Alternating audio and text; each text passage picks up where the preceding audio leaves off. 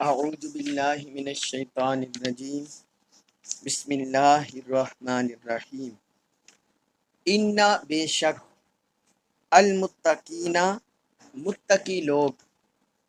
فی میں جنات جنتوں میں باغوں میں وعیون اور چشموں میں ان المتقین فی جنات وعیون بے شک متقی لوگ باغوں اور چشموں میں رہیں گے باغوں اور چشموں میں رہیں گے۔ اس آیت مبارکہ میں اللہ تعالیٰ نے متقین کے انعامات ذکر کیے ہیں۔ متقی بولتے ہیں اس بندے کو جو اللہ کا خوف رکھے، اللہ کا اسے ڈر ہو اور اللہ کے عذاب کی وجہ سے، خوف کی وجہ سے، ڈر کی وجہ سے وہ گناہوں سے بچا رہے۔ اس میں ایسے بھی بعض لوگ ہوتے ہیں، بعض متقین کے ان سے بعض اوقات گناہ سرزد بھی ہو جاتے ہیں، لیکن وہ اس پر اصرار نہیں کرتے۔ جب گناہ سرزد ہو وہ اللہ کی بارگاہ میں توبہ کر لیتے ہیں۔ اور بعض ایسے کامل درجے کے بھی ہوتے ہیں کہ جو ہمیشگی، جن میں ہمیشگی ہوتی ہے کہ وہ تمام گناہوں سے بچ کے رہتے ہیں، تمام گناہوں سے بچ کے رہتے ہیں، اپنے نفس کی حفاظت کرتے ہیں کہ کہیں ان سے کوئی گناہ سرزد نہ ہو جائے، نافرمانی سرزد نہ ہو جائے۔ تو یہ مختلف درجات ہوتے ہیں متقین کے۔ تو اللہ تعالیٰ نے ارشاد فرمائے جو متقین ہیں وہ باغوں اور چشموں میں رہیں گے، یعنی باغ سے مراد جنتیں ہیں اور چشموں سے مراد یہ مختلف چشمے ہیں، پانی کے چشمے، شہد کے چشمے، دودھ کے چشمے، شراب طہور کے چشمے، سلسبیل کے چشمے اور تسنیم کے چشمے۔ تو یہ مختلف چشمے جو جنت میں جائیں گے تو ان چشموں میں وہ وارد ہوں گے، جائیں گے، اپنی مرضی سے رہیں گے۔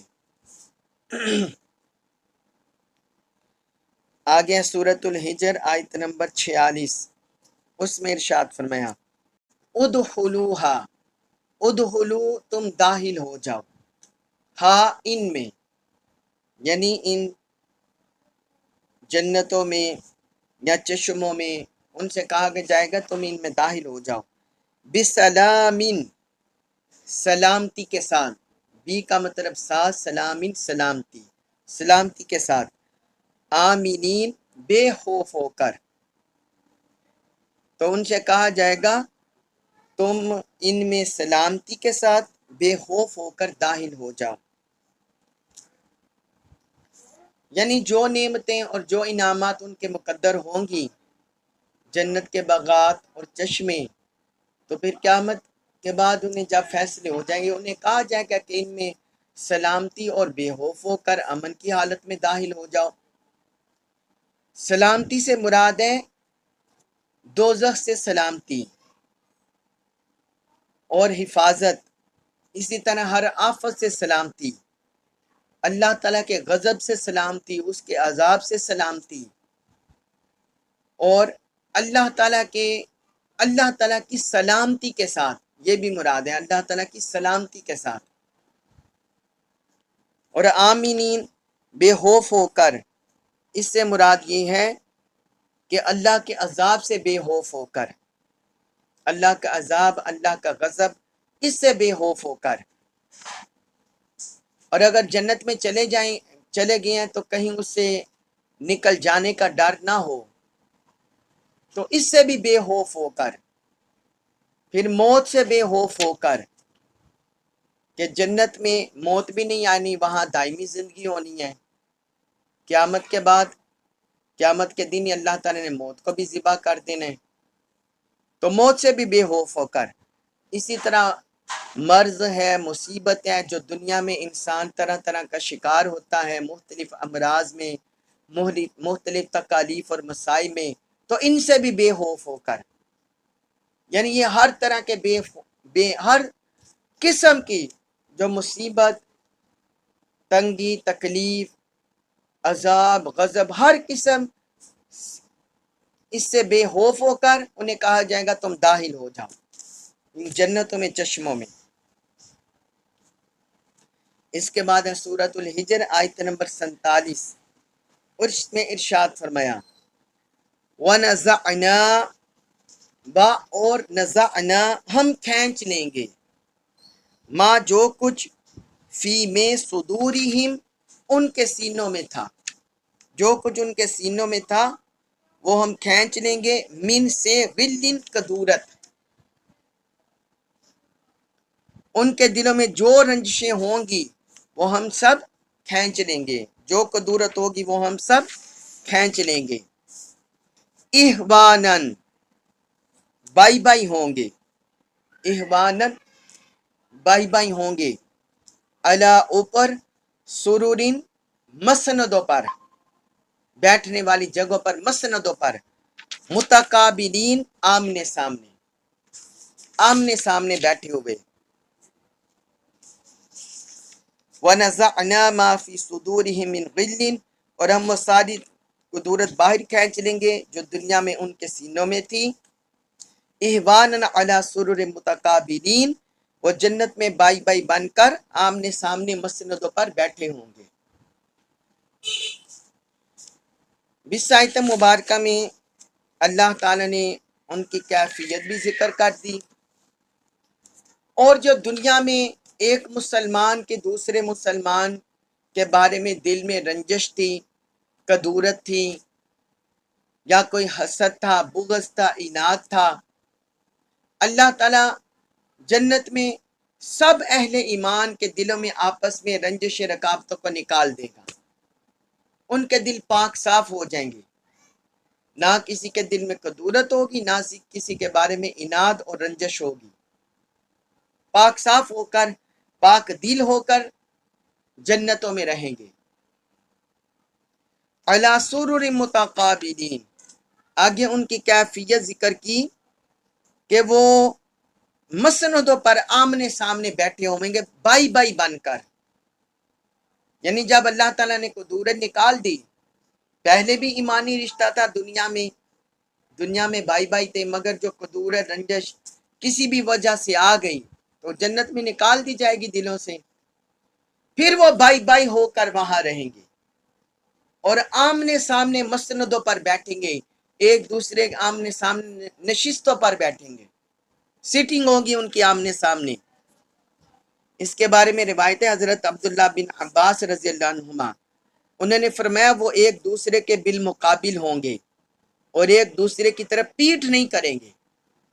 ایک دوسرے کی طرف پشت نہیں کریں گے، بلکہ آمنے سامنے بیٹھے ہوں گے۔ امام راضی رحمت اللہ علیہ نے فرمایا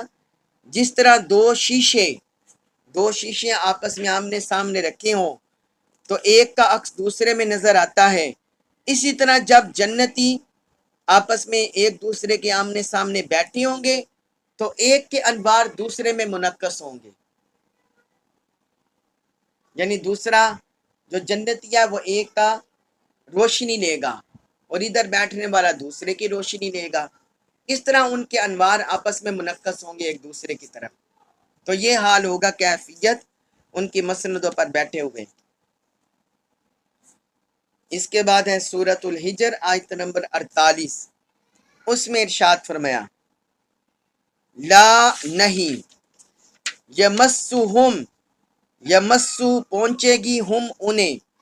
فیہا ان میں، نصب کوئی تکلیف، لا یمسہم فیہا نصب انہیں وہاں کوئی تکلیف نہیں پہنچے گی،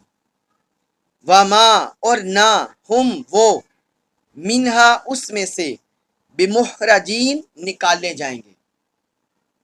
محرجین یہ مجہول کا صیغہ ہے، اس میں مفعول کا نکالا جانا،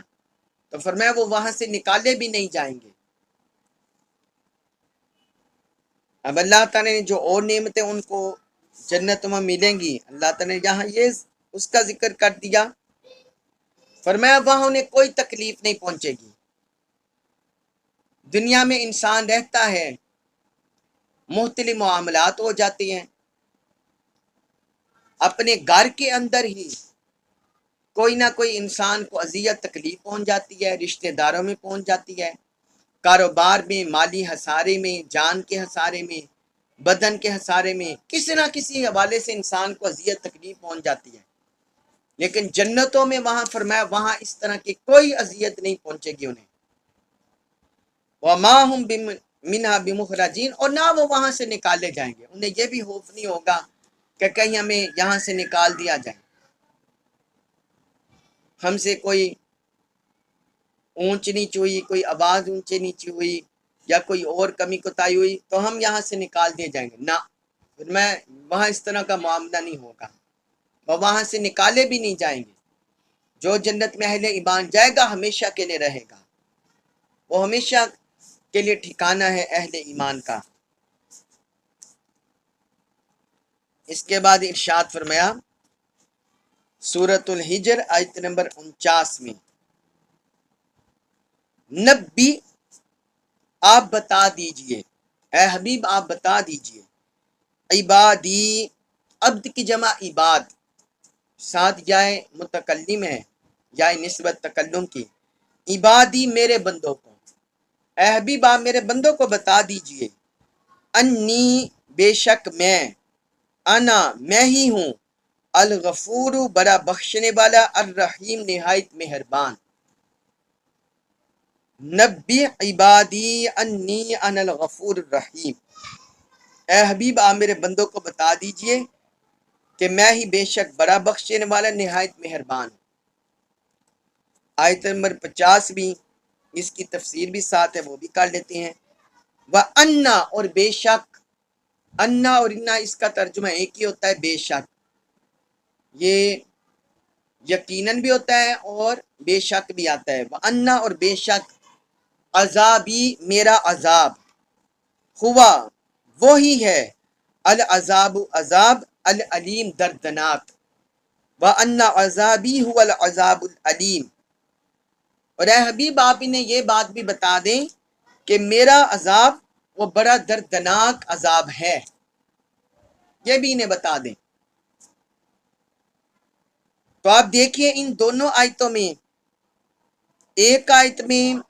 अल्लाह ताला की मगफिरत रहमत का जिक्र है और दूसरी आयत में अल्लाह के अजाब का जिक्र है। ईमान इसी को कहते हैं, ईमान खौफ और रजा की दरमियानी कैफियत का नाम है कि बंदा अल्लाह के अजाब से डरे भी और अल्लाह की रहमत की उम्मीद भी रखे। इसी कैफियत को ईमान कहते हैं। तो अल्लाह ताला की रहमत ऐसी है कि वो हर चीज पर हावी है, जिस तरह कुरान में है वो रहमती वसिअत कुल्ला शै, कि मेरी रहमत हर चीज पर हावी है। अगर सिर्फ अल्लाह की रहमत होती तो बंदा अल्लाह की रहमत पर इतनी उम्मीद रखता कि गुनाह और नाफरमानी का डर उसके दिल में ना रहता। लिहाजा ये बेपाया रहमत के तसव्वुर में वो गुनाहों में भी मुलव्वस हो जाता, गुनाहों में भी मुलव्वस हो जाता। और अगर अल्लाह का सिर्फ अजाब होता और रहमत साथ ना होती तो फिर बंदा इतना अल्लाह से डरता कि वो अल्लाह की रहमत से ही मायूस हो जाता, वो समझता कि अल्लाह की रहमत है ही नहीं। इसलिए अल्लाह रब्बुल इज़्ज़त की ज़ात, जो अल्लाह की मानते हैं, अल्लाह के अहकाम पर अमल करते हैं, उनके लिए पैगाम है कि मैं बड़ा बख्शने वाले निहायत मेहरबान हूँ। मेरे बंदों को बता दें, ऐलान कर दें इनमें कि जो बंदे मानते हैं रब की रहमत के दरवाजे, रब की बख्शिश के खजाने उसके लिए खुले हैं, रब की रहमतों के साए में आ जाएगा, उसकी जगह में आ जाएगा। लेकिन जो नाफरमानी करते हैं, शिरक करते हैं, खुराफात करते हैं, नाफरमानियां करते हैं, अल्लाह और अल्लाह के रसूल की बेअदबी करते हैं, बेतौकीरी करते हैं, एहतराम नहीं करते, इताअत नहीं करते, तो फरमाया उन्हें बता दें कि मेरा अजाब وہ بھی بڑا سخت ہے، دردناک ہے۔ تو یہ دونوں کیفیتیں ذکر کر دی۔ حضرت ابو ہریرہ رضی اللہ عنہ بیان کرتے ہیں ایک حدیث مبارک کہ میں نے رسول اللہ صلی اللہ علیہ وسلم کو فرماتے ہوئے سنا، جس دن اللہ تعالیٰ نے رحمت کو پیدا کیا تو 100 رحمتیں پیدا کی۔ جس دن اللہ تعالیٰ نے رحمت کو پیدا کیا تو 100 رحمتیں پیدا کی، 99 رحمتیں اس نے اپنے پاس رکھ لی، 99 رحمتیں اللہ کے پاس اس نے اپنے پاس رکھ لی، اور تمام مخلوق کے پاس ایک رحمت بھیجی، ایک رحمت اس نے نیچے اتاری تمام مخلوق کے لیے۔ اگر کافر یہ جان لیتا کہ اللہ کے پاس کل کتنی رحمت ہے تو وہ جنت سے مایوس نہ ہوتا، یعنی کافر کو اللہ کی رحمت کا اندازہ ہو جائے تو وہ اتنی امید رکھیں، وہ کہے کہ میں بھی جنت میں جاؤں گا، وہ جنت سے مایوس نہ ہو۔ آگے فرمایا، اور اگر مومن یہ جان لیتا کہ اللہ کے پاس کل کتنا عذاب ہے تو دوزخ سے بے خوف نہ ہوتا۔ اور اگر مومن کو یہ پتا چل جائے کہ اللہ کے پاس کتنا سخت عذاب ہے، دردناک عذاب، تو فرمایا پھر وہ دوزخ کی فکر کرتا رہتا، اس سے بے خوف نہ ہوتا۔ تو یہ ہے اللہ تعالیٰ کی شان رحمت اور اس کا غضب، اس کا جلال عذاب۔ یہ صحیح البخاری میں حدیث ہے، حدیث نمبر 6469، اور صحیح مسلم میں حدیث نمبر 2752۔ پھر ایک اور حدیث ہے،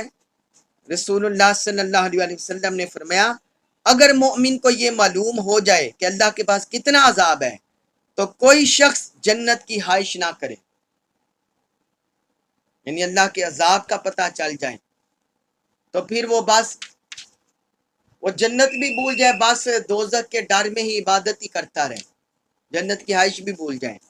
اور اگر کافر یہ جان لے اللہ کے پاس کتنی رحمت ہے تو کوئی شخص جنت سے مایوس نہ ہو۔ کافر کو پتہ چلے اتنی رحمت ہے تو پھر وہ کہے کہ میں بھی جنت میں جاؤں گا، یعنی وہ مایوس نہ ہو جنت سے۔ یہ صحیح البخاری میں حدیث ہے، حدیث نمبر 5999، اور صحیح مسلم میں بھی ہے، حدیث نمبر 2755۔ تو اللہ رب العزت سے دعا ہے کہ اللہ تعالی ہمیں اپنے عذاب سے بچائے، ہمیں اپنی مغفرت اور اپنی رحمت اسی میں رکھے اور وہی عطا فرمائے، مؤمنین کاملین متقین کاملین میں ہمارا شمار فرمائے، ہمیں قرآن جیت کا کامل فہم نصیب فرمائے اور اس پر عمل پیرا ہونے کی توفیق عطا فرمائے۔ آمین ثم آمین، وما علیہ الا البلاغ المبین۔